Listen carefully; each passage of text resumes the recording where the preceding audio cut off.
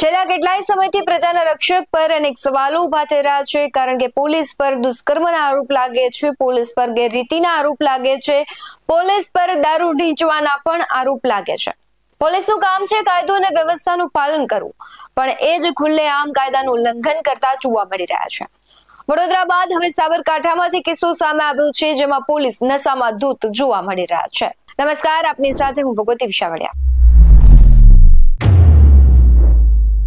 સાબરકાંઠા જિલ્લાના ઈડર શહેરમાં કાયદો અને વ્યવસ્થા જાળવવાની જવાબદારી ધરાવતા એક પોલીસ કર્મી જાહેરમાં દારૂના નશામાં ધૂત હાલતમાં જોવા મળતા ખળભળાટ મચી ગયો છે। આ ઘટના ઈડરના ભરચક બજારમાં બની, જ્યાં પોલીસ કર્મી દારૂના નશામાં ગાડીમાં ઢળી પડેલા જોવા મળ્યા હતા। પ્રાથમિક માહિતી અનુસાર આ પોલીસ કર્મી નશાની હાલતમાં ગાડી ચલાવી રહ્યા હતા, જેના કારણે શહેરના મુખ્ય માર્ગ પર ટ્રાફિક જામ થઈ ગયો હતો।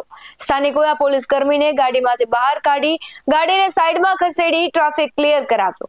લોકોએ નશામાં ધૂત પોલીસ કર્મીનો વિડીયો પણ બનાવ્યો, જે હાલમાં વાયરલ થઈ રહ્યો છે। એ વિડીયો પર નજર કરીએ, જેમાં પોલીસ બેભાન અવસ્થામાં જોવા મળી રહ્યા છે।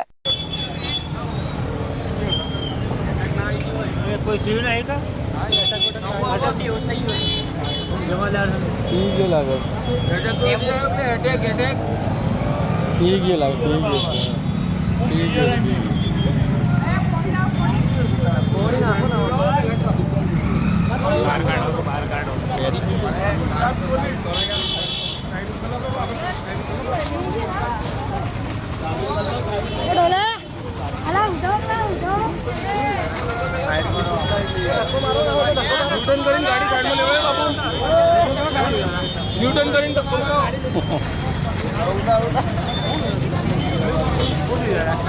મોંટા રેડી થઈ ગયો।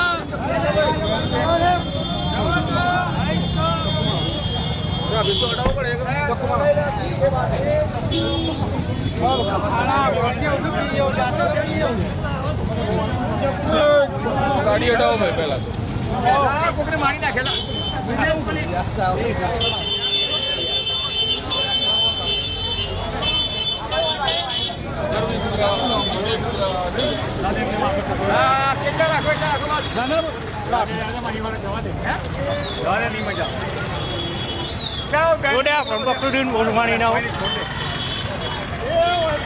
આ ઘટનાથી પોલીસ વિભાગની છબી ખરડાઈ રહી છે અને પ્રજાના રક્ષક ગણાતા પોલીસ કર્મીના આવા વર્તનથી લોકોમાં આક્રોશ અને ચર્ચાનો વિષય બન્યો છે।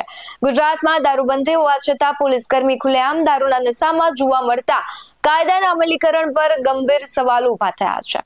ગત રોજ ખેડબ્રહ્મામાં પોલીસ મથકમાં ફરજ બજાવતો એક પોલીસ કર્મી દારૂનું ભારણ લેવા બાબતે એસીબીના સકંજામાં આવ્યો હતો।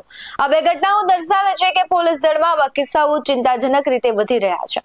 આ મામલે ઉચ્ચ અધિકારીઓને તાત્કાલિક તપાસ કરવામાં આવે અને જવાબદાર પોલીસ કર્મી સામે કડક કાર્યવાહી કરવામાં આવે તેવી લોક માંગ ઉઠી રહી છે, જેથી કાયદો અને વ્યવસ્થાનું પાલન કરાવતી સંસ્થા પર લોકોનો વિશ્વાસ ટકી રહે, પોલીસ પર વિશ્વાસ ટકી રહે, કારણ કે અવારનવાર આવા કિસ્સાઓ સામે આવે છે ત્યારે ખાખી પર અનેક સવાલો ઉઠી રહ્યા છે। આ મુદ્દે તમારું શું કહેવું છે, કમેન્ટ કરી જરૂરથી જણાવજો। આવા જ વધુ અહેવાલો સાથે ફરી મળતા રહીશું। તમે અમારી યુટ્યુબ ચેનલને સબસ્ક્રાઇબ કરવાનું, અમને ફેસબુક અને ઇન્સ્ટાગ્રામ પર ફોલો કરવાનું ભૂલશો નહીં। બાકી અમને અપડેટ્સ મેળવવા માટે જોતા રહો BS19 ન્યૂઝ। નમસ્કાર।